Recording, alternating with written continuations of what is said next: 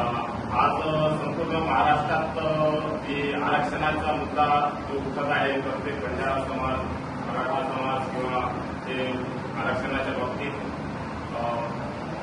मराठा समाजाकडून जे मोठ्या प्रमाणात आंदोलन राबवण्यात आलेले आहे, त्यानंतर प्रत्येक समाजाकडून आपापल्या आरक्षणाची मागणी जोर धरत आहे. परंतु कोळी समाजाची मागणी ही पूर्वीपासून 28 वर्षापासून चालू आहे आणि पुन्हा भट्टी येथील मोर्चात येता की जाता इथे माननीय देवेंद्र फडणवीस साहेबांनी कोळी समाजाला आश्वासन दिलेलं होतं की 2014 मध्ये आमची सत्ता आल्यानंतर आम्ही कोळी समाजाचा GR काढून कोळी समाजाला आरक्षण लागू करू. परंतु आज देवेंद्र फडणवीस साहेबांची सत्ता आहे आणि आज ते विसरलेले आहेत की आपण कोळी समाजाला जे आश्वासन दिलेले होतं.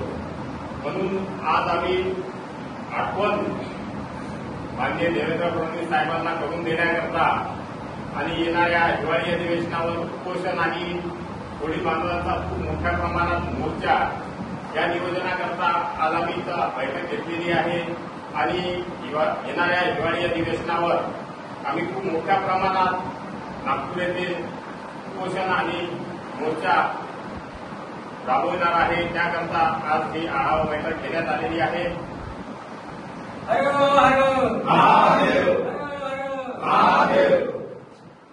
खूप थोड्या जागा हो, वाल्मिकीचा